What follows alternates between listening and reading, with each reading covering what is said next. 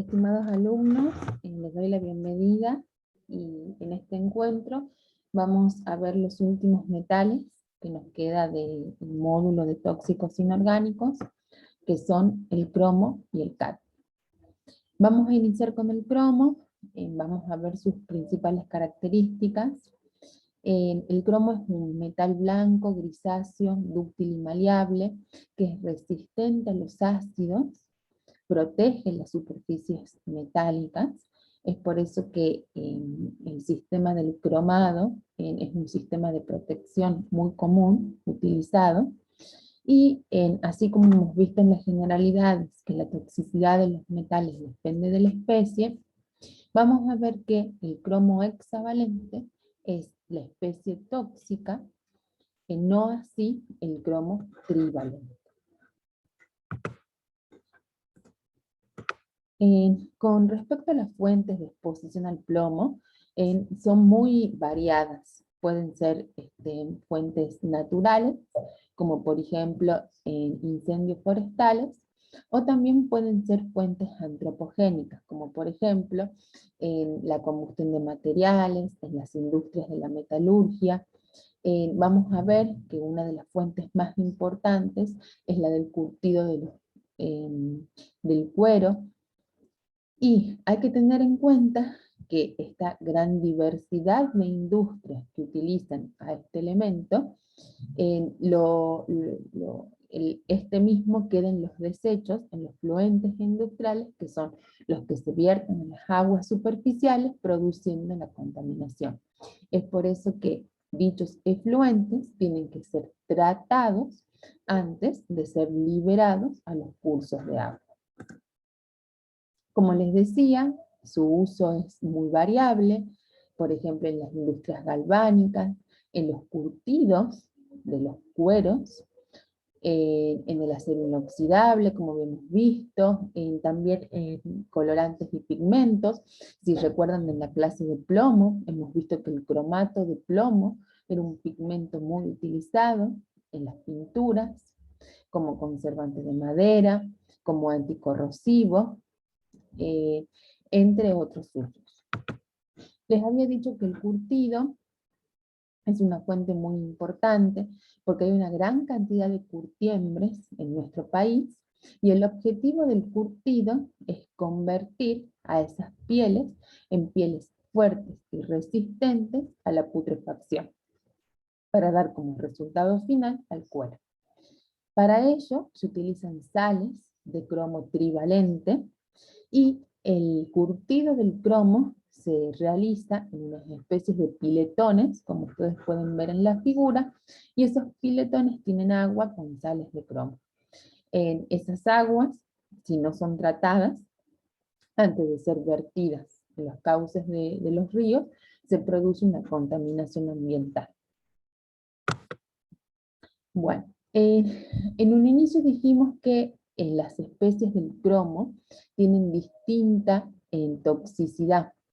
En la clase de generalidades habíamos visto que había elementos que eran esenciales y otros que eran tóxicos. Vamos a ver que el cromo se comporta como esencial o como tóxico dependiendo de su valencia, es decir, dependiendo de su especie. Es así que el cromo trivalente es un oligoelemento esencial que se encuentra en forma natural en diversos alimentos, como por ejemplo carnes. ¿Y por qué es un oligoelemento esencial? Porque participa en el metabolismo de los hidratos de carbono y potencia o activa a los receptores celulares de la insulina. Es por eso que muchas veces hay aditivos alimentarios a base de cromo trivalente, que es el oligoelemento esencial. Cuando este oligoelemento esencial está en déficit, se pueden producir problemas de salud y pueden aparecer enfermedades como por ejemplo la diabetes. ¿Por qué el cromo trivalente es muy poco tóxico? En realidad no es tóxico, porque su absorción es muy baja en el organismo, no se absorbe. Además de que su biodisponibilidad también es nula, es decir, no es el que ejerce el mecanismo de acción. Por otro lado, tenemos el cromo hexavalente, que es la especie tóxica del cromo, y es el que se utiliza en las distintas industrias, y que por no tratamiento de los efluentes se libera al agua, al suelo y al aire. Es la especie más tóxica, es un carcinógeno, es cancerígeno, sobre todo broncopulmonar, y también de los senos paranasales, y es genotóxico, porque puede alterar el ADN. Puede producir abortos, alteraciones del esqueleto, entre otros. Entonces, la vía de ingreso al organismo, la dérmica, es muy baja, pero tiene una vía de ingreso inhalatoria y digestiva. Eso también va a depender de la etiología de la intoxicación, ¿sí? Generalmente la vía inhalatoria es una vía de ingreso cuando la etiología de la intoxicación es laboral, es decir, cuando hay una exposición laboral, en donde el cromo puede ingresar por el sistema respiratorio y de esa manera luego distribuirse y ejercer su mecanismo de acción. A su vez, la vía digestiva, que también es una vía de ingreso al organismo, es la más importante en el caso de una etiología de intoxicación ambiental. Habíamos visto que los alimentos eran una fuente de ingreso de cromo, del oligoelemento esencial, que era el cromo trivalente, pero si esos alimentos son contaminados con agua, que proviene de desechos industriales, también pueden estar contaminados con cromo hexavalente e ingresar al organismo por esa vía. Entonces, el cromo hexavalente es un contaminante químico, es tóxico y se puede transmitir al ser humano porque esos alimentos, o por ejemplo el agua de consumo, puede estar contaminada con altas concentraciones de metal pesado.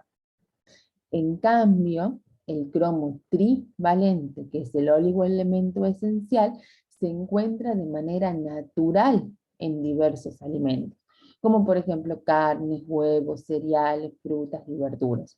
Y es esencial en pequeñas cantidades para el buen funcionamiento del organismo. Entonces, una vez que el cromo ingresa al organismo, dentro de su toxicocinética hay que tener en cuenta que el cromo hexavalente es el que tiene una mayor permeabilidad, ¿sí? Tiene una mayor absorción y permeabilidad que el cromo trivalente. ¿Esto qué quiere decir? Quiere decir que tiene una mayor biodisponibilidad. Es decir, el cromo hexavalente, al tener una mayor biodisponibilidad, es el que está apto para interaccionar con el receptor y ejercer el mecanismo de acción con el consecuente efecto tóxico. ¿Por qué el cromo hexavalente es más permeable o tiene una mayor biodisponibilidad con respecto al cromo trivalente? Y es porque el anión cromato puede ingresar a las células a través de canales aniónicos de la membrana plasmática. No así el cromo trivalente, que no ingresa a la célula y directamente es transportado por la transferrina.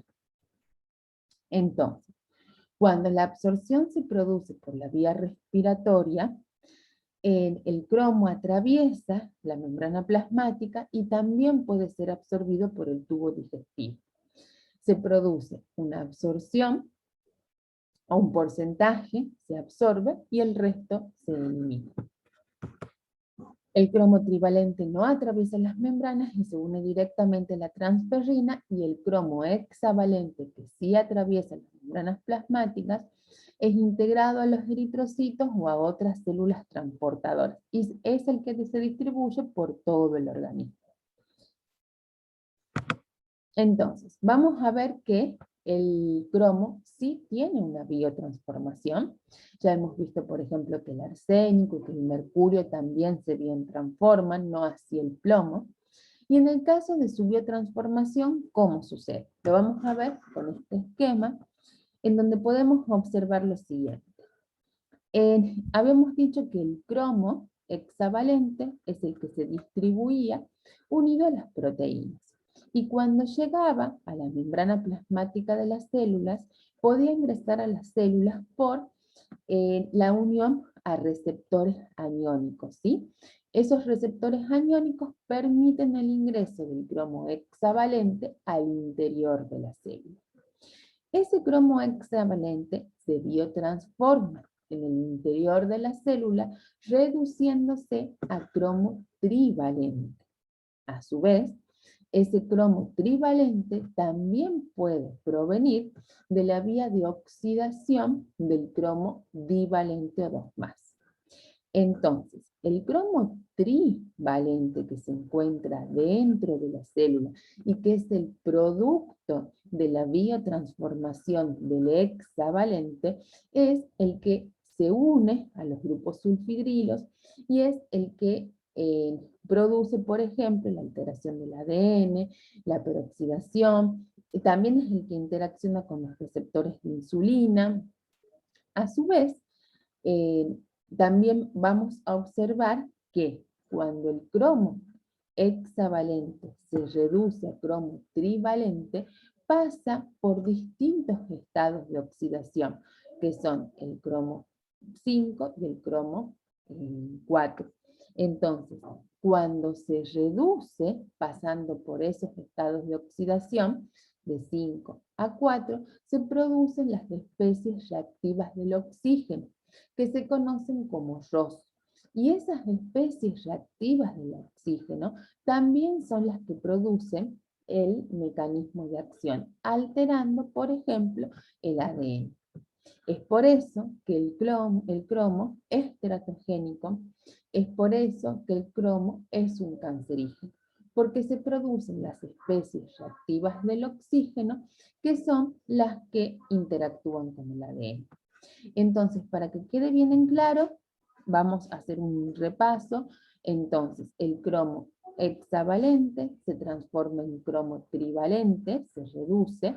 En esa reducción se forman las especies reactivas del oxígeno, que son las que interaccionan con el ADN. A su vez, el cromo trivalente es el que ejerce su acción con las proteínas, con los lípidos, en el metabolismo de los hidratos de carbono, etc.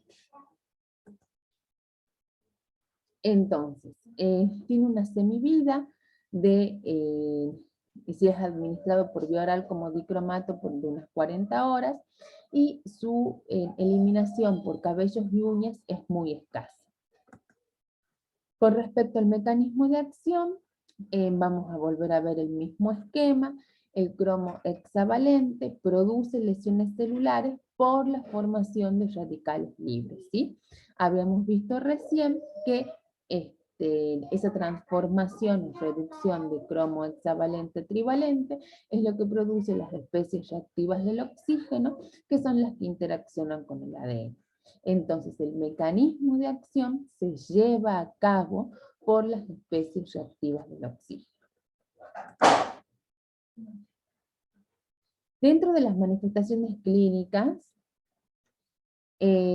vamos a ver que la inhalación de cromo hexavalente se produce sobre todo por intoxicaciones de etiología laboral y son las que llevan a una mayor incidencia de cáncer de pulmón y de senos paranasales, sobre todo en la nariz, ¿sí?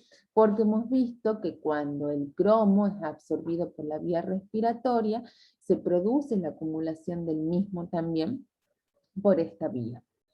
En el caso de la exposición laboral, por una vía dérmica, es menos frecuente, puede producir una dermatitis alérgica, y observamos que el cromo hexavalente es genotóxico y cancerígeno.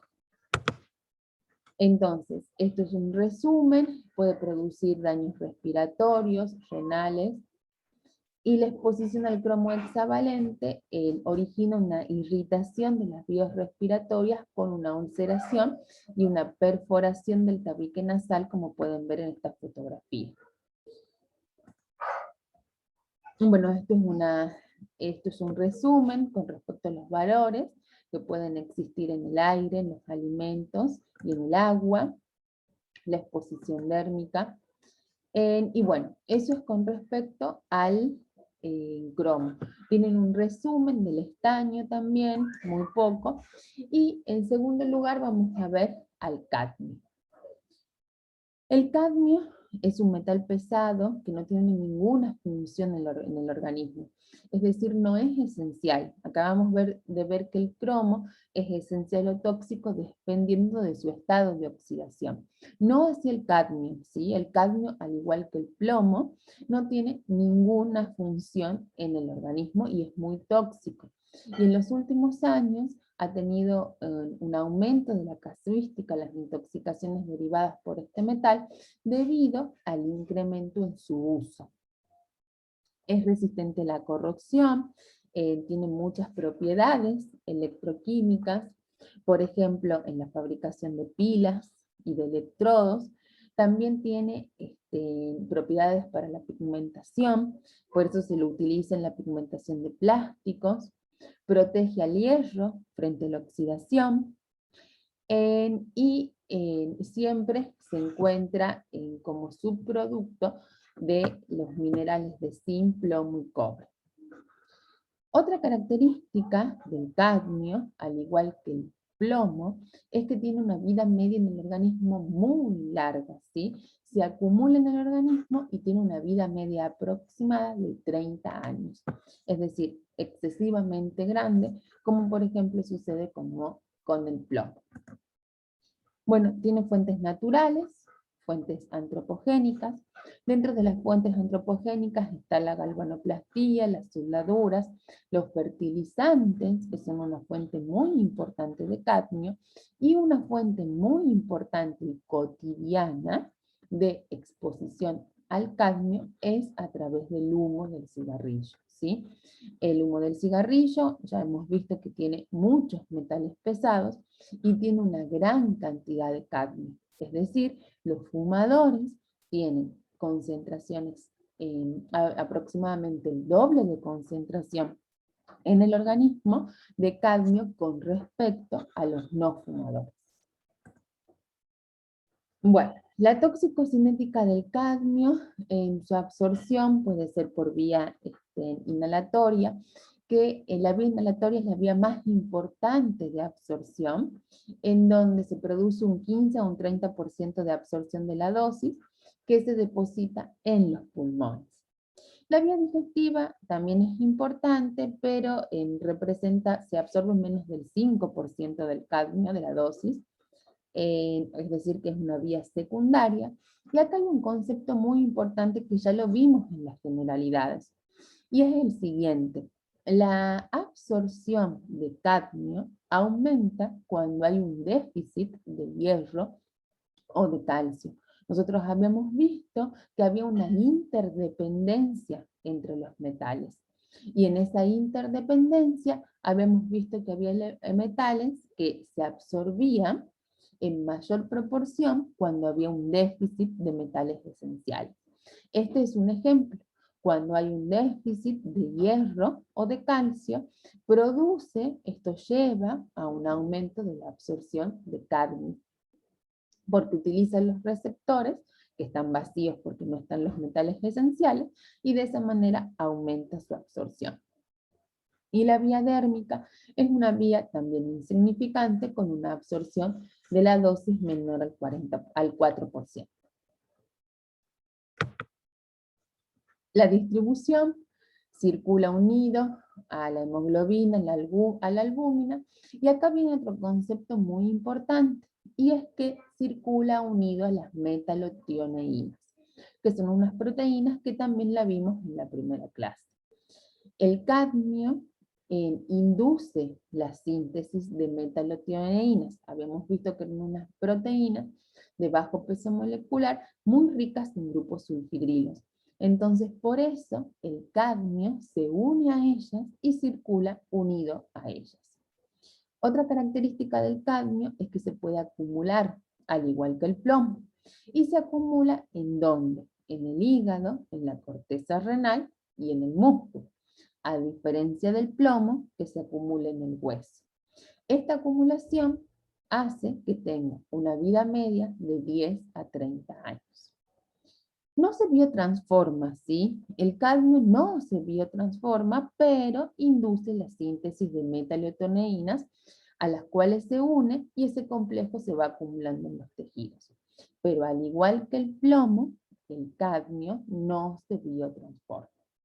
Se elimina por orina, pero hay que tener en cuenta que la eliminación es muy poca, ¿sí? Porque se acumula en la corteza renal. Entonces tiene una eliminación muy baja, lo cual lleva a que su semivida sea muy alta en el organismo. Dentro de la toxicodinamia, me pareció muy importante tener en cuenta este esquema, porque nos va a ayudar a comprender la toxicidad del cadmio en el riñón. Una vez que el cadmio llega a la sangre, al plasma, habíamos dicho que circulaba unido a proteínas, por ejemplo, la albúmina. Ese complejo cadmio-albúmina permite que el mismo ingrese a los hepatocitos, que son las células del hígado. Una vez que el cadmio está en el interior del hepatocito, puede ser unido al glutatión y de esa manera ser eliminado por bilis. O ese cadmio en el interior del hepatocito lleva a la inducción de las metalotioneínas y se une con la metalotioneína formando un complejo, cadmio-metalotioneína. Ese complejo vuelve a la circulación sanguínea y llega al riñón. Ese complejo tiene la capacidad de poder filtrarse en el glomérulo y luego de reabsorberse en el túbulo renal. Entonces, cuando ese complejo se reabsorbe en la célula del riñón, en el interior de la célula se produce la separación del complejo cadmio-metalotioneína. La metalotioneína en los lisosomas es destruida a aminoácidos y ese cadmio es el que se va acumulando en el seno renal, produciendo allí su acumulación y su consiguiente toxicidad. Bien, es por eso que la excreción del cadmio es muy baja. ¿Por qué? Porque se acumula principalmente en el riñón, que es su órgano diana, uno de sus órganos diana. Bueno, acá les dejo un resumen con respecto a lo que acabamos de decir de la toxicodinamia del cadmio. Hay que tener en cuenta que el cadmio tiene muchas apetencias, como todos los metales, como lo vimos en la primera clase, por los grupos tioles, produciendo una inhibición de las enzimas. Tiene apetencia por el zinc, que es un metal esencial. Acuérdense en que los metales tóxicos también actúan sustituyendo los metales esenciales, y así como el plomo lo hacía con el calcio, el cadmio lo hace con el zinc. Compite en los sitios de unión con el calcio, sustituyendo la calmodulina, afecta la función renal, el tejido pulmonar y el tejido óseo, como ya lo vamos a ver más adelante. Se acumula en el riñón sobre todo, y es un cancerígeno y es teratogénico.